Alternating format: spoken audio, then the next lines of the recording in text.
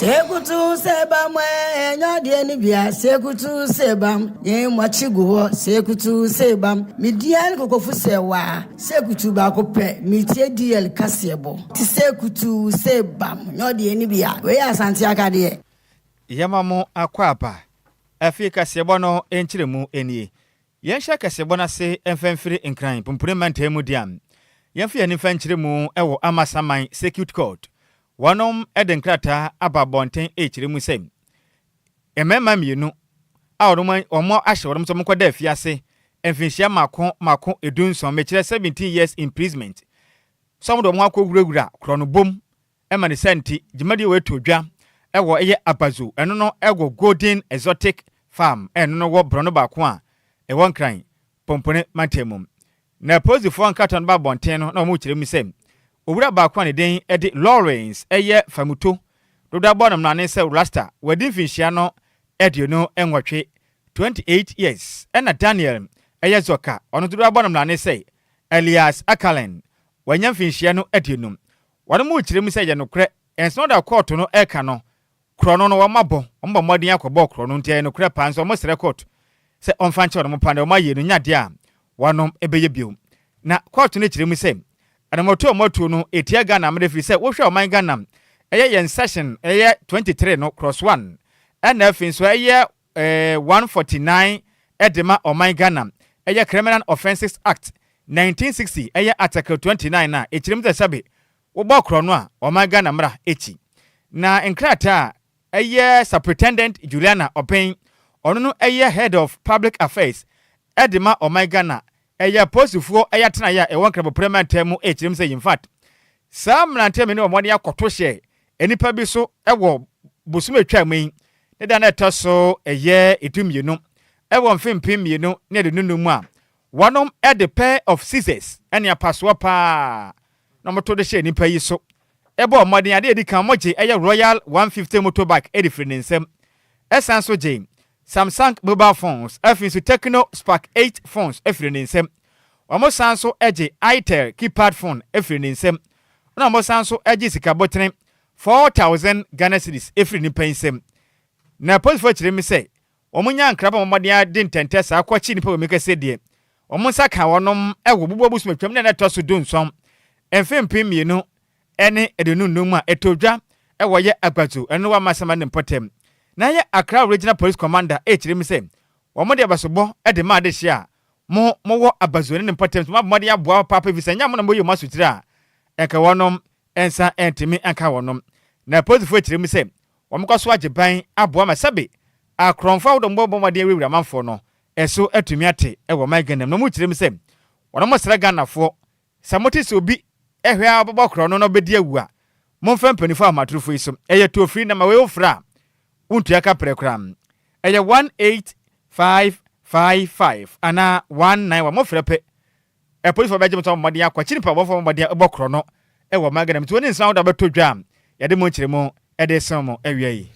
Yentua kasebone so na Ghana Police Service for edensem abetudwa echemu se eyade a eyensensem bi etwagu ewo social media ne so echema eye Inspector General of Police Mr. Christian Teta Yohonu watona nanom ewonsiedo na eye post omode beto x echemu se enya ade a bibia etimi ato IGP sansot apoye papa obo adwuma eye na adwuma woso ye ni na yade a wo ye nya ade aboni bia ato no nti sansem na omoka ne de omomomode ano munjai na omode nsem ede ato officers anim sanso na abusuafo ene timemfo ni na se niema bi omubehu ewo social media ne so no ma omo enfen enkwa adwundwum kresan se niema omo kanina na nyade a no kreba akukrampo ewom na emo mamode kokobo ede akwa ma omo so a omo churcho niema ewo social media ne so omo momode ano munjai esan so mo hu sa niema ne se ye criminal offense nti wa unim na obetro se ye IGP Mr. Christian Tete eye Yohonu watona nanom wansiedo no se omo nsa ekawa ombe mamra no enewo edi TIGP nso mabona wutu yo na tie da omase omonkoso a obi anka hwenkyere obi a omande sa ne tia yantu aka sebon so yenyina mu ewo ya ho ne nsensem mekire energy sector na osoafo abedi akire no na bo no homoden ehwe so man Ghana yɛmfa ngo nsɛnsɛm bɛkɔ nkan na aboa na yɛnyinam kanea gya ne naso pemem bɛkyerɛ Ministry of Energy and Green Transition ɛde hyehyɛ pa guakwam ɛboa wɔ man Ghana yɛnyinam kanea ɛkɔ nkan yɛ pa ma Ghana nso yɛtumi afɛ ntoma pa deɛ fotitiriw ɛfa mpotodwa mu kyerɛ mi sɛ dumso ne si yɛ no ɛnya de bi ebesi wɔ man Ghana biem no penipɔ no gyina mu ɛkasa yɛ ɛtema ɔman Ghana ɔsoafo na hwɛ pom ɔhwɛ ɛyɛ yɛnyinam kanea anasɛ yɛho ne deɛ nsɛnsɛm so mekyerɛ ɛyɛ speaking on behalf of the minister at the 9th ɛyɛ Ghana Energy Awards ɛyɛ Deputy Minister Richard Jan Mensa ɛkyerɛm sɛ in fact ɔma yɛ tem sɛ deɛ Ghana man pani bɛ bɔ ho maden pa boa ma ɔde sika ɛdi awura yɛ ho ne deɛ nsɛnsɛm a energy sector no ɛkɔ nka ne yɛ pa yɛnka kyerɛ Ghana foɔ sɛ dumso ebi ensi ɔman mu biom na ɛyɛ Mr. Richard Jan Mensa kyerɛm sɛ sɛ meka sɛ deɛ aban ahyɛ ase a ɔma ndo ɔmo ka nyina bɔ maden na ɔmo asi nkonwa ɔmo hwɛ tuatuatuaka ka ne nyina na ɔkyerɛm sɛ meka sɛ de ɔmo maden ne ɛyɛ independent power producers IPP4 asi nkonwa bɔ maden tuatuaka bi aban yi de mekyerɛ ɛyɛ 300 million ɛyɛ US dollars no emprefo kwampa to bɛfa so betumi atua ne nyina nti yanka yakoma ɛmfa nto yɛyam na engineer Edward ɛyɛ kwaw ɔbɛn ɛyɛ Kenzo ɔno yɛ acting chief executive officer ɛdema board voter river authority VRA and afinso Judith ɛyɛ Adwoa Agyei ɔno sɛ CEO ɛdema Ghana Gas Company emprefo maba so sɛ make say die ɔman Ghana mu nyina yɛpɛ ɛyɛ female energy personality of the year ɔno eneko ɛdema nam yɛnua bɛma nso ɛyɛ voter river authority panipa ne den ɛde ɛyɛ Edward ɛkwaw ɔbɛn Kenzo nso ene den kunim na mra me go fa ase Richard mensa yɛkasa ɔde nsɛm sei ɛte yɛma ne boni Elvis Kuma Samson enim Ghana will not go back to the days of Dumso or the days when Ghanaians have to queue to get fuel. With the measures we have put in place, with the support of the president, with all stakeholder players, we are sure we are going to get there. Over the past month, the ministry, with the tacit support of His Excellency the President John Dramani Mahama, has worked diligently to stabilize and reposition the energy sector as a true driver of national development. Through strategic reforms and deliberate policy direction, we have begun to reverse long-standing challenges and restore confidence across the energy value chain. The results are evident in the improvements recorded in the power generation, distribution efficiency, petroleum sector investments, and expansion of renewable energy initiative. I wish time would have permitted us to highlight all the achievements that we have made across the power, petroleum, and renewable sector. But I just want to say that as an assurance the ministry wants to give to Ghanaians, we have a responsibility to keep the lights on to power our industry and light up our homes and our path. We have a responsibility, and we assure you that with our efforts and with your collaboration, we are going to reverse the declining investments and development in our petroleum upstream sector.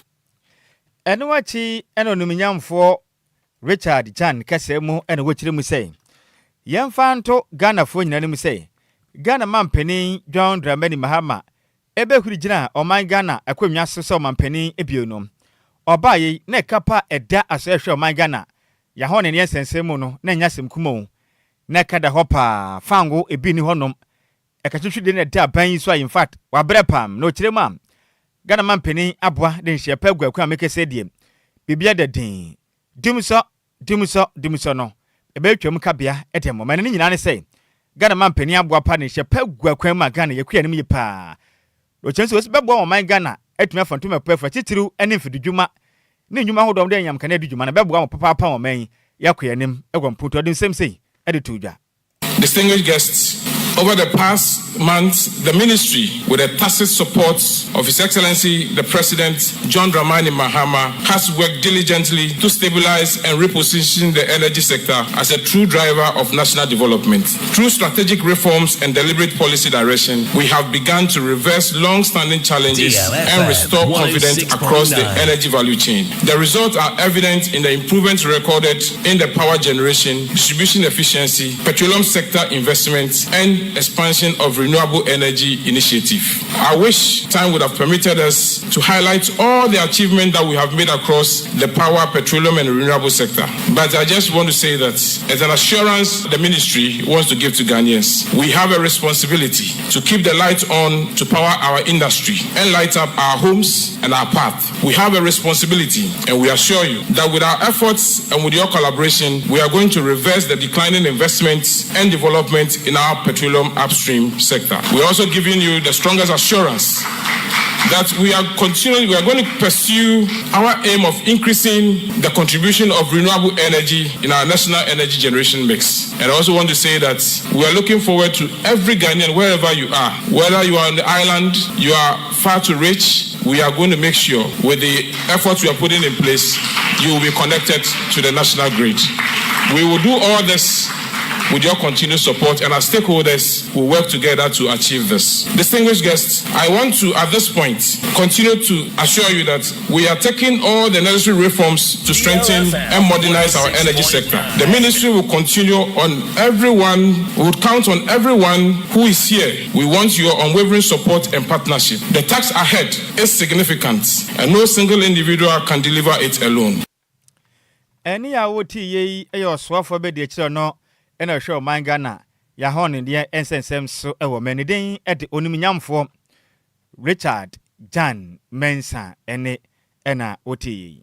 Yentoa kasebone so na asante hene otumfo se tutoto sumienu ehwe anim se yende dey Adwoa da opanima abosom ne de dikan won fempimienu ene aduonu nim oye bokon sensem ekosomente ho ase ya ahunsie ho ntokwa no obetimi asiesie no ewo Menhia Palace eye ende na yade omampani John Dramani Mahama de ahyade ede ma asante hene ewo abra afe no ehya asese omomodian no hwe sane ebe obetimi asiesie ntokwa na ekoso ewo boko na ya asante hene otumfo se tutoto sumienu bo omodian ahyase ewo forinso obusuminim eye ne de toso aduonu wotwe ekosi aduasa oni anamsifo bo omodian hia ye etwetwe nkomo na koba se na woso monchi asem no emfa ensan a omosan so ehya se ye kotoni mabosom ne de toso eyedumiensa na sese ne de yade asante hia abo ne homodin ye pa ehwe se eye boko ebetimi akoso ewo eye boko sanse boko ntokwa na che ye pa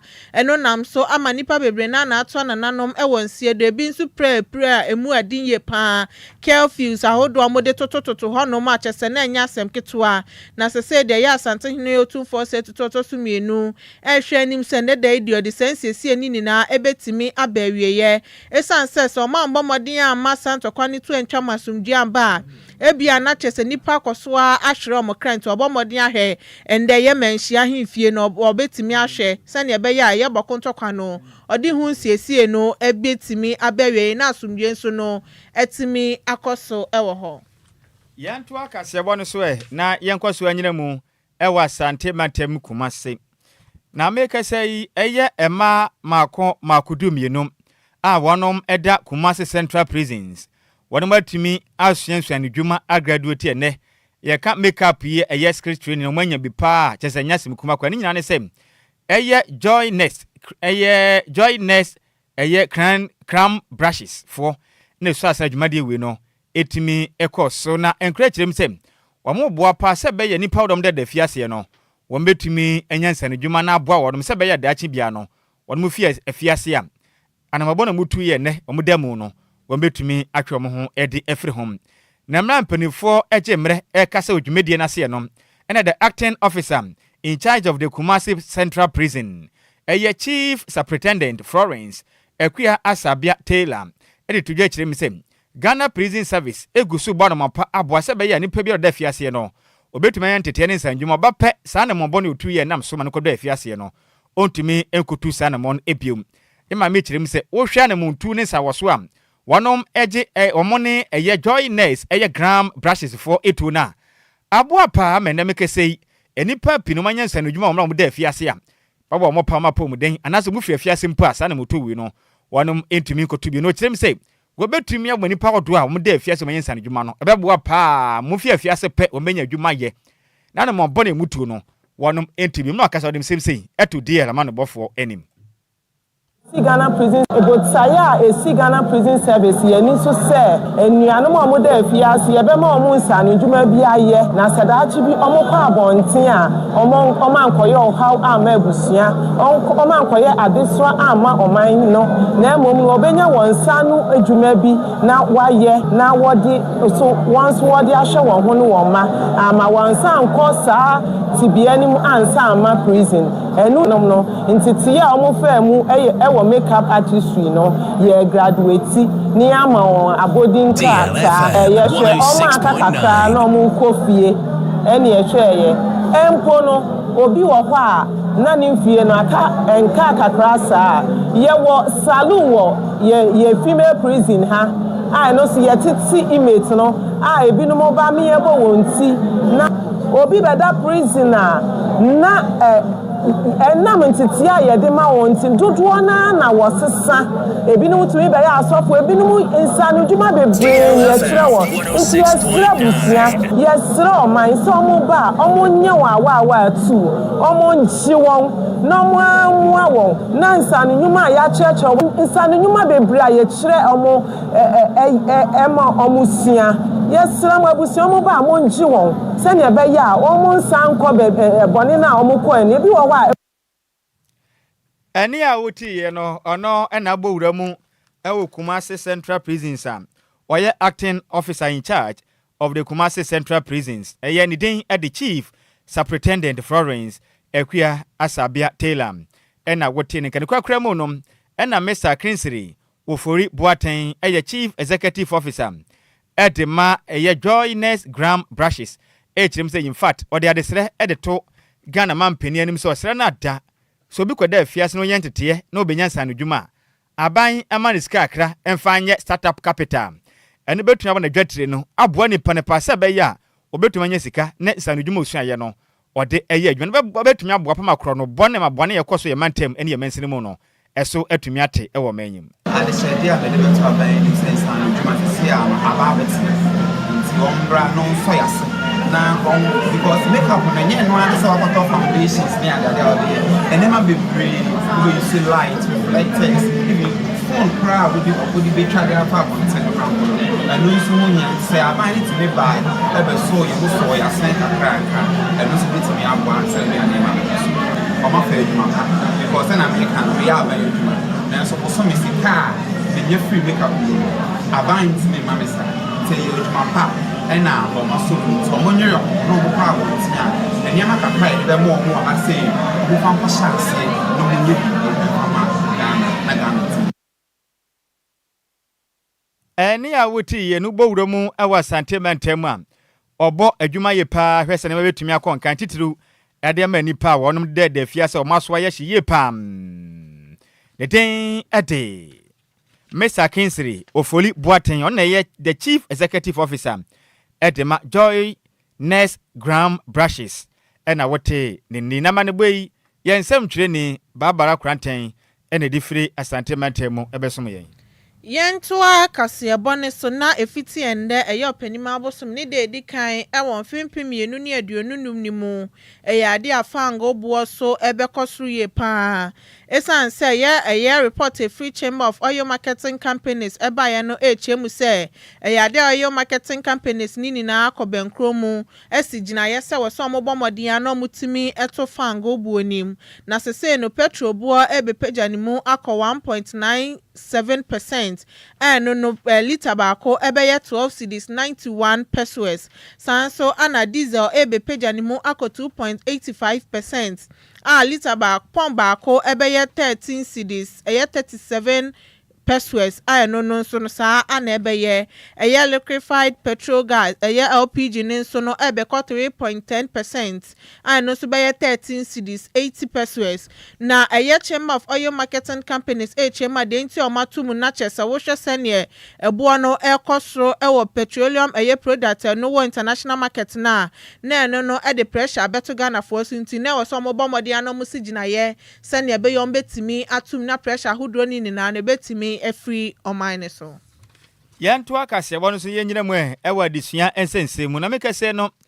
asa hwe o man Ghana insonhwe etwere so metire West African Examination Council twanitia eka ne se wayek ana no me na etwa mu yi na eye obubobu suma mu na etoso aduonu nkrom emfempem mienu ene aduonu enumu wamode nkrata ababonte chirim sem wanom ede eye provisional results ede ma West African Senior High Schools certificate examination wasi nsonhwe no ehunsunsunso ababonte o ntimofra mo megye na mpenefo chirim se sunsunso ababonte no ene eye omonyom enyanyanyanyan mofra na anyade o wane mmone ankwankan baako titiru ene core subject na mu chirim se mofra ya ntumi antwa na de edi mu tintiman ye panim guase na ye mo no eye mathematics nkonta no mofra na ntwa baako mu chirim se nyanyanyanyan kram na waye akefo nkata ba bonte na chirim se mofra no percentages pa o munya ye ne de nyame nim nukure ni wo fa a free grade A1 ekwapem C6 na kwa mate no amu chirim a anya o enyanyanyan jeze ohamu chichemba de se dunwotwe 18% omunyina da tumi afeli poto a ye nyanyanyanyan na wotwe aje afrese na ye pa na nso afi we de nkuguo no aya kese pa na mu chirim se mekese no eye mofra beboro 7000 empemo nson ena mu nyina to aya hye ebinu ho no ma mu bo nsohwe mu kro no ankon kan kram entomaso aya hye pam afin so akyerɛkyerɛfo ne mpanifo nso mo hwɛ nsonhwe ne twere so no examination more practice na mu chirim a emu maako ba ye aduanan 40 omusi giramna no a omoso aya hye pam na mpanifo chirim se nkata bonten opanipa ne sahase no eye head of public affairs and public relations edema wayek the den ate me wafa se Mr John Kapi na nkrata wi efi na kacheba no chirim se in fact wo hwɛ 2022 bapim 2025 na ne ma konkan ye pa de momen wo so hwɛ twere mu a na ye pa nanso afuwe mu nkoa de ye enyo enya kram amu chirim a eye nso hwɛ no modern boy ba ye no eye 461,726 candidate our mu register ye every schools mako 1021 mafra mu kwatwere nso hwe no yanka na wotwi kasem eye empem ahanan ne aduosia baako ekiripo ahanson ne aduasa eye nsia omo nyina ekwatwere mu den ewo schools mako apem ene aduonu baako na mu kyerem kwatwere nso hwe no kyese ne yankuguo pa nyagro kwa mathematics no oha mu chichemba de se de wotwe enan ekiripo aduoson miensa 48.73% enkuguo poto enyanyanyanyanyan aba enumgase pani na mu kyerem se 2024 no na ekon kan ye pa na so na eso ti se hwim every eye 66% 66.86% na to eso te kram ene 2024 eso ti se hwa abebe gina 26.77% enya kra ene F9 ene namusa Ghana yen na mu kyerem se social studies nso performance na so ate money nyew atimi ahuri efri ohamji chemadu son baako ekiripo aduonu miensa mechire 55 eye 71.53 abebe gina 55.82% jese nyanya afei mafram kwatwere nsonhwe wasi senior high school numu no kyerem enkrane kyerem se enkugu aba no enya kra nti awofo mo set up na mo afisa se de yekọ no enya kra enene enkrawda betodwa edimo kyerem esum awiai Yentua Kasiebone so na nipa beye dumiense omo ewo eyempoteme ahonom efomagudie ekoso ewo honom wotakwa sese no ma graduate free eye 1 year free electrical wiring apprenticeship eye programmer Goldfields eye Ghana Foundation for na ebo omodia ebo ho ka ene beye 1 million Ghana cedis edihye mu se na beye omonso no ebetimi enyanteteye no mo omunyanteteye no ebo omodia pass omo energy commission eye certificate examination no as said omatimi graduate na eye practicals ahudo ni na no eye ade foundation no eye community youth apprenticeship program no mutimi FM as said omonso no enya ensanu juma na bro amone nsem trofo etwetwe nkomo ewa bra graduation ceremony ne koso watakwa ana executive secretary Edema Goldfields Ghana Foundation Abdul Razak Yakubu kasa na oche mu se yade asan hihye we na ebeboa wo mesan sesan tete omodi omo fam no mmabu na omo wo bia ye omo tu efom agudie na omo hia ye papa na sai electrical wiring training we yade omodi hu nkomo ansa na omode san tete no eba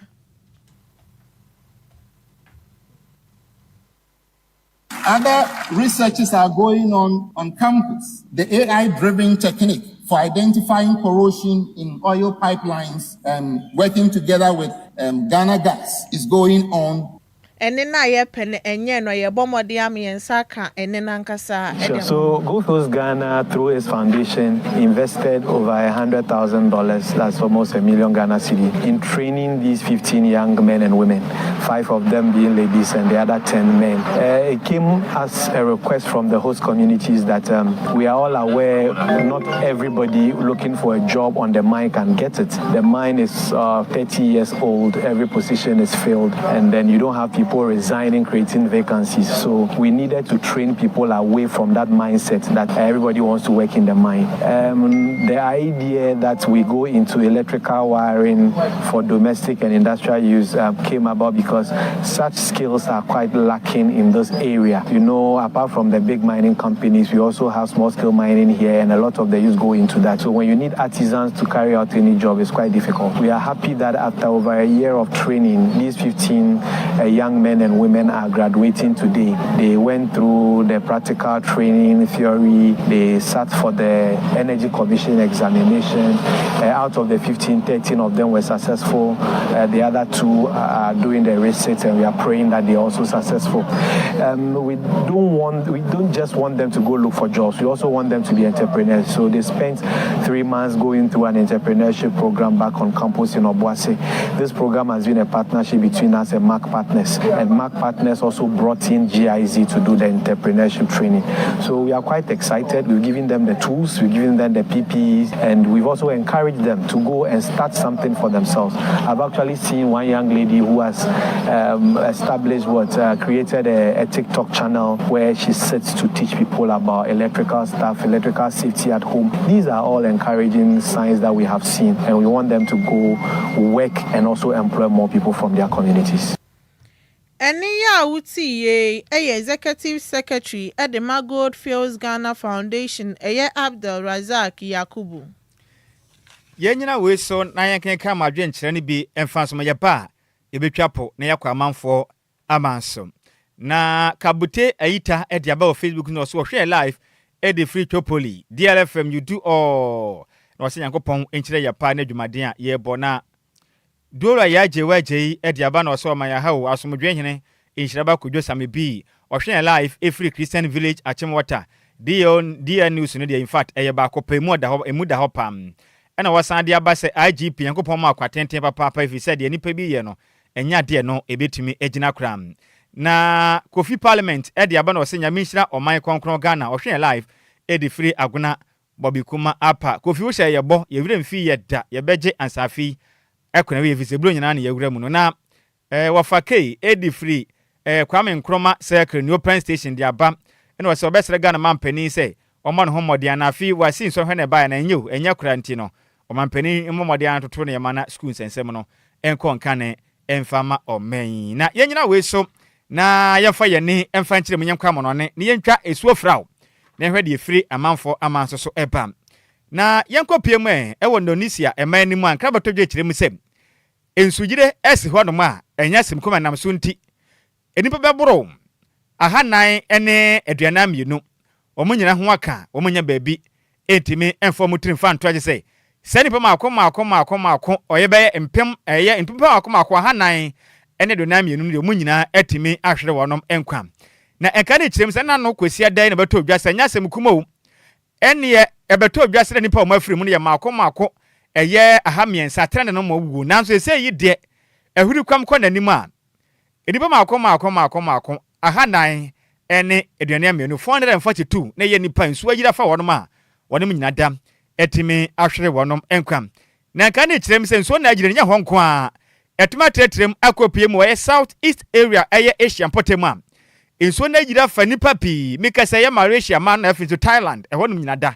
nso agira fa pempem abiom tete sese mpo nso atu afa wonom nyina ama asiterem ayere pa ede ama wonom nka ne kirem se ukopie mu Thailand man mu dia mikasa no enipa makoma oha eni duosom 170 na munya de nyima bi enfo mutiri nto a emu mienu de kan na omunya da etimi ahwere wonom enkwa na kan ne kirem se okopie mu agama hodo aka so ebembe ho no na metre eye Sri Lanka ho no monso a eno so akwaje tew enipa mako beye oha ene aduosia na mo nyina da agu enam so yire nti temekese de omaso aye hyepa e kirem se de adoye mo nyina mo afi se ensu da mmema ho mene so wa mako miensa Indonesia manum ena afi so Thailand ena piew Sri Lanka no sempenifu afa mo amma ebedi baabi no masetrem ebetima ye denje pa wei ene nkra hodo am efiri amahodo oba nso awiai yede mo kiremu ede esum tisika de akoso manfo okuro no ayabra ho sempa ayasemo nipa pi no mo nyina da etimi ewu enam ensu yire nti eden enti ye nso yamo ye ho ban fise ensu yire no Ghana aya na efa ye mpa titiru ne nkra bo premantemu mese ensu to kakre bia be hu ansa yiri ha adwen sensu yire ndi ha adwen panti ade hye mo Indonesia ne Thailand ne Sri Lanka no yebesra aboafo nko ne mu aye den pa de ma wo no mu aye den pa omankwa ebe hadwen we ye nyina we sina kase bo no yemfa ne nyina emfensi na sa ne yebekọ no awoda bi aba yembo obo se se Ghana bato mfama mo ye wi afi ne ya sos na Adwoa Sika na pamfo aba beso mo efewso na bedi edika no ekọ ediama Mr. Raymond Ofusu Atiobi dodo abo ma ne se Papa Ray we ye board director edema eye amanano aye amanano Rural Bank eye staff esanso de National Health Insurance Authority na wo sanso ye patron edema eye Asanka Fan Club no wo kra na abo adwuma sa wodin ede Mr. Raymond Ofusu Atiobi dodo abo ma ne se Papa Ray nyame hira opi ne wa woda we no onya ne sonko yakopon hira opa no mpagya emfira adomo enkwadom na ode afi ba kwa kan fie ho no yedie enkwatenten ene onyine kire ene mo wapo emra wonsra bamti happy birthday ekwadem Mr. Raymond Ofusu Atiobi dodo abo ma ne se Papa Ray we ye board director edema amanano eye Rural Bank wo sanso ye staff edema National Health Insurance Authority wo san ye patron edema Asanka Fan Club ya mishra pe we every barma duro ba kope na se yemfa happy birthday we emfa emaum dedi hobio eko ediama Mr. Alexander Frempong wo Russia ho no na abutu sisi na we every eye Frempong eye Roni Emmanuel ono no eye special aid edema eye assistant no na ye personal assistant edema efija kwabre not MCE tisinia o kirema ne e wa woda Alexander Frempong awowa amanone ene ye opedi nto sini yakopon hira opa no awoda no onya ne sonko pa yedie ene nkwanfie ne mu apon mesra wada yakopon hwe oso pa se be ya basa bia enkan e Russia manim so happy birthday eko edema Mr. Alexander Frempong awo Russia memu we efrim Frempong eye Roni Emmanuel oye special aid and afin so personal assistant edema efija kwabre not MCE nyame hira no awoda we no onya ne sonko kro mpa prechiri pa emfa emaun na we so ekwadiama eye Kwaku Raymond ene eye wawoda enti Kwaku Raymond ene wawoda ene e wawoda na we every eye DJ Zigby o kirem se Mr. Kwaku Raymond ene o payday na wono wo wala pass ehwe na finance wo tonton eye electricals ewo Martina Zongo Junction eye Hilly Electricals ene eye wawoda so Mr. Kwaku Raymond nyame hira opino awoda we no onya ne sonko kura yedie ne nkwanfe ne hira na emre on so happy birthday go to you Mr. Kwaku Raymond wono wo free La Pass nanso wo tonton eye electricals ewo Martina Zongo Junction eye Hilly Electricals nyame hira awoda we no onya ne sonko kura we every DJ Zigby ene wo say yafa woda we enfama oya adwuma ewo DLFM 106.9 ye senior technician no say emfa woda we ema Mr. Raymond ya mishira woda no onya ne sonko kura na we nso ekwadiama Juliet and afins Juliet ndodo afra wo say eye love bite and emphasis Jude nyakopon hira mo pa mo so mo atomic na mbutu nti we ye happy birthday ekwada nyakopon hira mo ma woda no onya ne sonko pa osuru bosuru yedie ene nkwatenten enemra mo so happy birthday ntafo a enemudi ma woda eye Juliet adodo abomra ne say love bite and FCG nyame hye ma woda we no onya ne sokokra mo atomic eho na mbutu nti yankopon ma woda we no enye kese pa enfam we every awuku DJ Afiba ne personal assistant no oyen 8 ede ma DJ Afiba so pie na wakotwa na ase akwagye ni on na de ne ko ni den ede awuku Benjamin o se yanka nkyira mo yankopon nkyira mo pa na ma woda we no onya ne sokokra Juliet dodo from ebom na ne say love bite and FCG Jude nyame nhyira mo na woda no onya mo sokokra mo wo atomic nyame nhyira mo pi wi aka se bone ye de asi emusemufo no eya maze mebel antwene se mu ede ema yen na joint operation eya DJ Omalo nene Facebook ona ye ho adwuma na mo wafa ase bam eye Belinda nati ede ekopie mu aba fontentan zo Facebook na face YouTube akasebo no wonya bi ehwe yem na DJ Zikbi echinchim efreni fruma ede sumya we maze mebel antwene se akasebo no de mayem akenkafo yemienu edi amagye so eja wofa o se ade yo de wanf Nhiraba kwadwo Sammy B mene Adwoa Agyei Sika panemo mansa ne obekoma me fa birthday we ntwato. Okay. Happy birthday Kwama Prophet Michael Kumado oye founder sanso ana head pastor Edema Fruitful Faith Chapel International no ewo kwabenya inti papa ende ya wawude de maka ne se Nyankopon hwa no nye okese o mangusra no endorso ewo wuti so no yiwu mfiri adumu enkwa adumu ni odo nsabesom nyina enye enhyira inti happy birthday once again Prophet Michael Kumado. Right, ye kwehwa na eba Nana Adwoa Siuki one hwa na wan Kwame Efum ana afi sexy journalist. Mna mo ba on Ai juma de ne ye friend saying DLFM ti ena da ben ena ye juada enti ena be friend saying Daddy Lumba special special eye day pa enye da kuma kra hwan de mu twia me Nana Adwoa Siuki juma de na ya na program bi soronko bi wo so a ye friend saying eba na aba etekwa na atiko kwam ya fum omra ne kakra aguna PSC o therefore bu amponsem nana ti eba na aba etekwa na atiko no hwan de host sa show sexy journalist oh ai no ye udi udin ni ba ya na ye be kira se wo mu oha mu chichemu sen 90 ye dia na mo de ne ye sen 10% pe mo de oha mu chichemu du mo de ya ye de ne nya mo de ni bia 90 ne ye dia so what ya se dia what ya say kutu say pipam dia na no just ke obi a no ho ofe oso wan ba kire tia na opem na ne tuntum so wio sana mane na yen sori so akire muhima efifi muhima enkeche hima radio mu ya santoa Michael Jackson papa no ye kwedu nsaka wadu na bete paw efi se wadu no wana we den one out na Adwoa Sika ne pamfort na se a enya wo dia bi wadu nsaka be ye wo den na mra ye den said ye den ye ba mu nyina moniti a ade hye